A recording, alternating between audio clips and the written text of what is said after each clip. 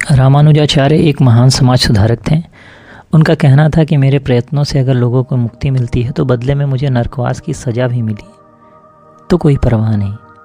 अपना आध्यात्मिक संदेश उन्होंने समाज के निम्नतर वर्गों तक पहुंचाया। उन्होंने कर्नाटक के मेलेकोटे नगर में यतिराज मठ की स्थापना की। उन्होंने चेलू व नारायण स्वामी के मंदिर का निर्माण किया। कई पुराने जीर्ण शीर्ण मंदिरों का पुनरुद्धार किया। विशिष्टाद्वैतवाद के प्रसार के लिए आध्यात्मिक साहित्य का सृजन किया और मानव को एकता का संदेश दिया। मद्रास के निकट 30 मील पर एक छोटा सा गांव है, श्री पेरम्बुदूर। यहाँ एक अति प्राचीन मंदिर है। इसी मंदिर में रामानुज के पिता आसुरी केशवाचार्य और माता भूदेवी रहते थे। वे यमुनाचार्य के शिष्य थे। रामानुज के नागा श्री शैलपूर्ण जी भी यमुनाचार्य जी के परम शिष्य थे। भूदेवी की छोटी बहन श्री देवी कुसुम नयन भट्ट से ब्याही थी। आसुरी केशवाचार्य को केशव पेरुमल भी कहा जाता था। सन 1017 में रामानुज का जन्म हुआ था। ठीक उसी समय श्री देवी को भी एक पुत्र हुआ जिसका नाम गोविंद रखा गया। रामानुज और गोविंद की जोड़ी अटूट थी। जीवन के अंत तक दोनों ने साथ निभाया। पिता के योग्य समय पर उसका उपनयन संस्कार किया। रामानुज का स्वभाव बहुत कुछ श्री रामचंद्र जी के छोटे भाई लक्ष्मण जी से मिलता जुलता था। इसी कारण रामानुज नाम प्रचलित रहा। वह मेधावी छात्र था, एक पाठी था। एक अद्भुत शक्ति से वह अध्ययन में सबसे आगे रहता था। गुरुजनों के अपार स्नेह से उसने 4 वेदों और 8 वेदांगों का अध्ययन किया था। 16 वर्ष की आयु में उसका विवाह रक्षाम्बा से हुआ।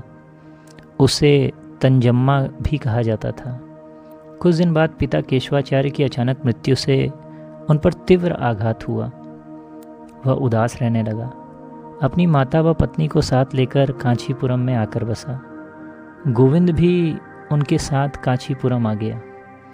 रामानुज का वेदांत का अध्ययन पूरा न होने से वह योग्य गुरु की खोज में था। सद्भाग्य से यादव प्रकाश जैसे प्रकांड पंडित कांचीपुरम में मिले। वह उन्हीं का शिष्य हो गया। वेदाभ्यास फिर से शुरू हुआ, परंतु रामानुज संतुष्ट नहीं था। गुरु के दोष देखना यद्यपि अच्छा नहीं, फिर भी यादव प्रकाश की शिक्षा में उसे कमी नज़र आने लगी। उसे लगता कि वेद सूत्रों का अर्थ ठीक से नहीं हो रहा है। वह दुविधा में पड़ गया। एक दिन का प्रसंग है, छांदोग्य उपनिषद के एक सूत्र का अर्थ गुरुजी ने कहा। रामानुज को वह ठीक न लगा। उसने गुरु से कहा, क्षमा कीजिए आचार्य, मुझे इससे कुछ अलग ही बोध होता है। और उसने उस सूत्र का सही अर्थ बता दिया। गुरुजी को शिष्य की प्रतिभा का परिचय तो हुआ, लेकिन मन में भय भी पैदा हुआ कि यह शिष्य अपने ही आगे निकल जाएगा। दूसरे दिन भी वह वही बात। तैत्तिरीय उपनिषद के सूत्र पर फिर से विवाद हो गया। गुरुजी के दिए अर्थ से रामानुज सहमत नहीं था। उसका उसने सही अर्थ बताया। अब पंडित यादव प्रकाश जी को यह बात खटकी। वे रुष्ट हुए। कहा, देखो, तुम्हें मेरे पास संतोष नहीं है, तुम यह गुरुकुल त्याग दो। इस घटना के बाद अन्य छात्र भी रामानुज से ईर्ष्या करने लगे। उसे आश्रय से निकालने की सोचने लगे। यादव प्रकाश ने यद्यपि रामानुज को अपने शिष्य परिवार में रहने की अनुमति दी, तथापि उनका मन साफ नहीं था। एक दिन पुनः वही पुरानी कहानी दोहराई गई। गुरुजी सर्वम खिल्लिवम ब्रह्म, ईश्वर सर्वत्र है की व्याख्या कर रहे थे, और रामानुज ने फिर अपनी अलग व्याख्या कर तेजस्वी प्रतिभा का परिचय दिया। यादव प्रकाश क्रोधित हुआ। उन्होंने रामानुज को सिखाना बंद कर गुरुकुल से निकाल दिया। रामानुज बहुत उदास हो गया और अपना समय भगवान वरदराज की सेवा में व्यतीत करने लगा। यमुनाचार्य जी ने अपने विशिष्ट द्वैत सिद्धांत को लेकर संस्कृत में विपुल ग्रंथ रचना की, लेकिन वैष्णव पंथ का कार्य अभी बहुत कुछ शेष था। यमुनाचार्य जी को अपने योग्य उत्तराधिकारी का चयन करना था। श्रीरंगम में रहकर उन्होंने रामानुज के विषय में बहुत कुछ सुना था। उससे उन्हें रामानुज के लिए जिज्ञासा हो गई और तीर्थ यात्रा करते कांचीपुरम पहुँचते ही उसे देखकर वे अति प्रसन्न हुए। उन्होंने भगवान वरदराज स्वामी से प्रार्थना की, हे भगवान, निश्चय ही यही वह पुरुष है जिसकी मुझे तलाश थी। मुझे पूर्ण विश्वास है कि कि मेरा अधूरा कार्य यह अवश्य संपन्न करेगा। मैं उसे अपना उत्तराधिकारी बनाऊंगा। और वह दिन दूर न था। यादव प्रकाश जी से रामानुज अलग हुए, यह पता चलते ही यमुनाचार्य जी अपने शिष्य महापूर्ण को कांचीपुरम रामानुज को लाने के लिए भेज दिया। रामानुज से भेंट हुई। रामानुज के लिए गुरुजी का संदेश उन्होंने सुनाया। यमुनाचार्य जी जैसे महान पुरुष के पास रहने की रामानुज की अभिलाषा थी, वह तुरंत महापूर्ण के साथ श्रीरंगम के लिए चल पड़ा। लेकिन दुर्भाग्यवश रामानुज के आने से पहले ही उनकी मृत्यु हो चुकी थी। श्रीरंगम पहुंचने पर कावेरी के तट पर लोगों की भीड़ देखी। उन्हें पता चला कि यमुनाचार्य जी के अंतिम संस्कार के लिए लोग वहां आए हैं। रामानुज यह सुनकर स्तब्ध रह गया। अश्रुपूरित नेत्रों से उसने उस महान विभूति के पार्थिव शरीर का दर्शन किया। रामानुज अपनी मूक श्रद्धांजलि अर्पित कर ही रहा था कि एक चमत्कार हुआ। यमुनाचार्य जी के दाहिने हाथ की 3 अंगुलियां मुड़ी हुई थीं। वह समझ गया। उन्होंने सुना ही था कि यमुनाचार्य जी की 3 प्रबल इच्छाएं थीं, अभी पूर्ण नहीं हुई है। उन्हें वेद व्यास जी के ब्रह्मसूत्र पर भाष्य करने की इच्छा थी। व्यास और अलवारों की महिमा का बखान करना और श्री वैष्णव सिद्धांत का प्रचार करना, ये उनकी और 2 अपूर्ण इच्छाएं थीं। रामानुज उस महापुरुष के पार्थिव शरीर के सन्मुख खड़ा हो गया, आचार्य को श्रद्धांजलि अर्पित की और यमुनाचार्य का अधूरा कार्य पूर्ण करने की संकल्प की। तभी वे अंगुलियों एक एक कर सीधी हो गईं। रामानुज सच्चे वैष्णव थे। उनका मत था कि किसी ऊंचे जाति के बजाय मनुष्य अपने गुणों से श्रेष्ठ बनता है। महात्मा कांचीपुर जी ऐसे ही एक श्रेष्ठ संत थे। रामानुज ने कांचीपुर को अपना गुरु स्वीकार किया। वे पूर्ण शिष्य भाव से अपने गुरु जी को साष्टांग प्रणिपात करते थे। रामानुज ब्राह्मण थे, इसलिए गुरु जी ने उन्हें ऐसा करने से रोका, लेकिन वे नहीं माने। रामानुज की साधना चल रही थी। जब कभी उन्हें कुछ सिद्धांत समझने में कठिनाई होती, वे अपने गुरु कांचीपुर के पास पहुंच जाते। अपने मेधावी शिष्य का समाधान करना जब उन्हें असंभव सा लगता था, तो वे भगवान वरदराज के सन्मुख ध्यान करने बैठ जाते और जो भी साक्षात्कार करते हैं उसे वह रामानुज को बता देते हैं। कहते हैं कि इन्हीं साक्षात्कारों के माध्यम से विशिष्टाद्वैत सिद्धांत के मूल मंत्र प्राप्त हुए। रामानुज का अध्ययन सुचारू रूप से चल रहा था कि एक घटना घटी जिससे उनका सारा जीवन ही बदल गया। गुरु महापूर्ण जी भी ब्राह्मण न थे। एक दिन उनकी पत्नी कुएं पर पानी भरने गई और गलती से पानी की कुछ छींटे रामानुज की पत्नी की गागर पर पड़े। फिर क्या था, वह लड़ पड़ी। महापूर्ण जी बहुत दुखी हुए। उन्हें लगा कि वहाँ अधिक रहना उचित नहीं और उसी समय वे श्रीरंगम के लिए चल दिए। रामानुज पर जैसे वज्रपात हो गया। वे समझ गए कि ऐसा स्त्री के साथ रहकर अपने जीवन का लक्ष्य पूर्ण नहीं होगा। तब उन्होंने संन्यास दीक्षा लेने का कठोर निश्चय किया। पत्नी को मायके भेज दिया और भगवान वरदराज के साक्षी में संन्यास ग्रहण किया। रामानुज यतिराज बन गए। सब ऐहिक बंधनों से सदा के लिए मुक्त हो गए। यमुनाचार्य जी का निर्वाण होने पर श्रीरंगम के उनके अनाथ शिष्यों ने रामानुज को श्रीरंगम लाने का निश्चय किया। यह कार्य यमुनाचार्य जी के प्रमुख शिष्य वररंगा पर सौंप गया। रामानुज उनकी बात मान गए। वह श्रीरंगम आ गए, किंतु उनके मन में एक विचार सदैव रहता था कि उनका ज्ञान अभी अधूरा है। वे फिर एक बार महापूर्ण जी के पास पहुंच गए और साधना में लीन हुए। अंततोगत्वा एक महापूर्ण जी ने उन्हें बताया, वत्स, मेरे पास जो भी था मैं तुम्हें दे चुका हूँ। अब इस महान सिद्धांत का अधिक ज्ञान तुम्हें गोष्ठीपूर्ण ही दे सकते हैं। लेकिन गोष्ठीपूर्ण जी का आशीर्वाद प्राप्त करना सरल नहीं था। पहले वे शिष्य की परीक्षा करते थे। वे कई दिनों एक तो रामानुज को टालते रहे, लेकिन रामानुज की ज्ञान लालसा देख उसने कहा, ठीक है, कल तुम दंड और कमंडलू लेकर मेरे पास आ जाओ।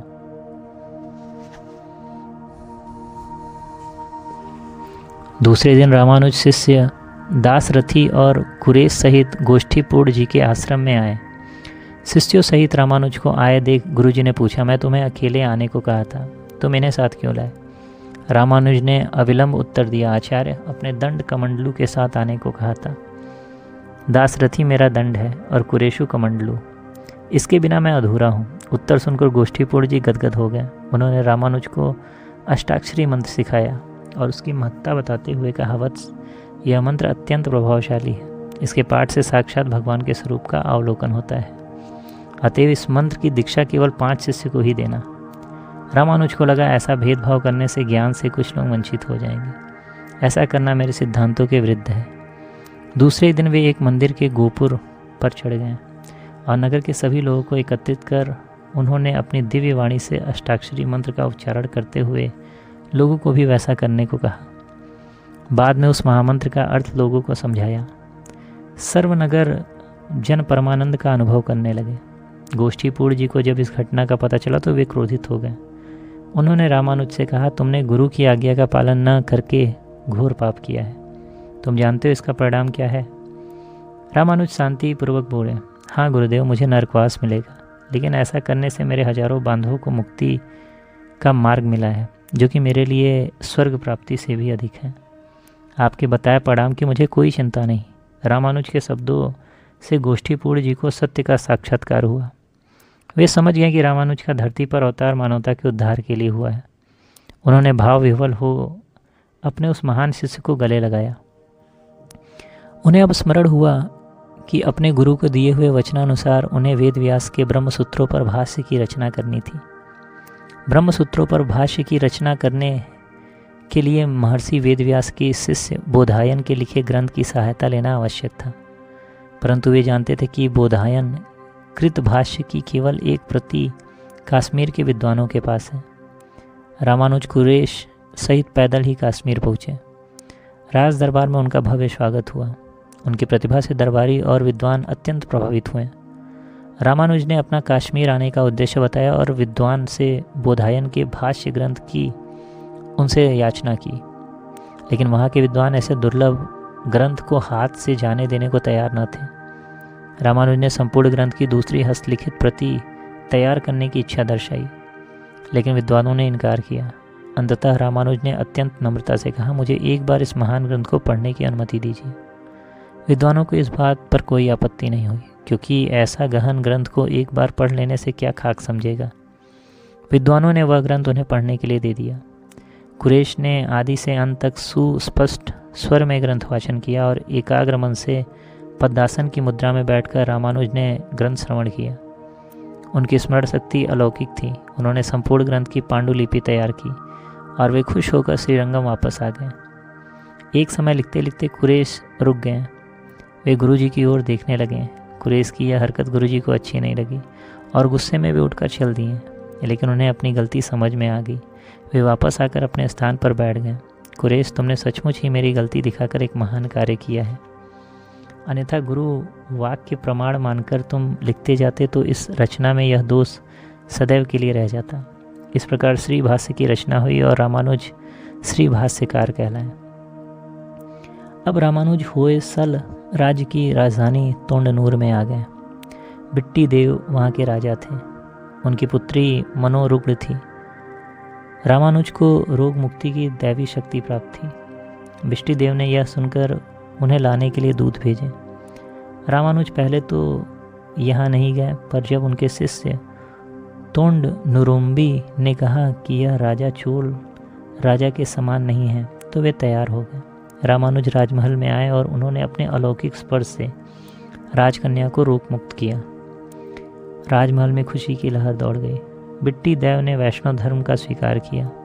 वह तत्पश्चात विष्णुवर्धन नाम से विख्यात हो गए। इस महान घटना का स्मारक स्वरूप विष्णुवर्धन ने अपने राज्य में 5 भव्य विष्णु मंदिर का निर्माण किया। वे हैं बेंगलोर में चिन्निग नारायण, तोंडनूर में निम्बी नारायण, तालकाड़ में कीर्ति नारायण, गदग में वीर नारायण और मेलकोटे में चलुव नारायण मंदिर है। कर्नाटक निर्माण शैली के ये मंदिर शिल्पकला के बेजोड़ और अमिट नमूने हैं। उन्होंने वहाँ कुछ मंदिरों का और तिरुमल सागर नामक तालाब का भी निर्माण किया। आज यह तालाब मोती तालाब के नाम से जाना जाता है। फिर रामानुज मेलकोट आए। मेलकोट को ही तिरुनारायण अथवा यादवगिरी कहते हैं। यह प्रदेश पहाड़ी और घने जंगलों से घिरा था। वही मिट्टी की एक टीले के नीचे भगवान तिरुनारायण की मूर्ति दबी पड़ी थी। रामानुज ने उसे निकलवा कर विशेष रूप से बनाए गए मंदिर में स्थापित किया। रामानुज को मंदिर के निर्माण कार्य में तथा सार्वजनिक हित के अन्य सभी कार्यों में हरिजन से बहुत सहायता मिली। रामानुज हरिजनों को तिरुकुलतार कहता थे। तिरुकुलतार मतलब उच्च वर्णीय। उन्होंने मंदिर प्रवेश संबंधी हरिजनों पर लगाए गए निर्बांध तोड़ दिए। वर्ष भर में 3 ऐसे उत्सव हरिजनों पर लगाए गए निर्बंध तोड़ दिए। वर्ष भर में 3 ऐसे उत्सव उन्होंने शुरू किए जब हरिजन मंदिर में प्रवेश कर मुक्त देव दर्शन का आनंद लेंगे। रामानुज कर्नाटक में करीब 20 साल तक रहे। अब उन्हें श्रीरंगम जाने की इच्छा हुई। अपने पुराने साथियों और शिष्यों की याद आने लगी। विशेषतया कुरेश, धनुदास, गोविंद को भी बहुत याद करते थे। वहाँ अभी बहुत कार्य करना था। आतताई चोल सम्राट करिकाल भी अब नहीं रहा था। नया चोल सम्राट दूराभिमानी नहीं था। वे मेलकोटे के अपने सहकर्मियों से विदा लेकर श्रीरंगम वापस आ गए। अब अपना शेष कार्य पूर्ण करने में रामानुज लग गए। उस समय उनकी आयु 120 साल की हो गई थी। जिस कार्य के लिए देह धारण हुई थी वह भी अब पूर्ण हो चुका था। अब शरीर त्यागने का समय आ गया। उन्होंने अपनी पूर्णकृत मूर्ति बनवाई। वह श्री पेरम पदूर में स्थापित की गई। उन्होंने अपने शिष्यों को पास बुलाया। अपनी आखिरी उपदेश उन्हें दिया। मेरे शरीर त्यागने का समय निकट आ गया है। जिस कार्य को हमने आज तक किया वह तुम्हें आगे बढ़ाना है। श्री वैष्णव धर्म की ध्वजा अब तुम्हें सौंपकर मैं निर्वाण करता हूँ। अपना अहंग त्याग दो। भगवान का भक्त बनो। भक्तों से प्रेम करो।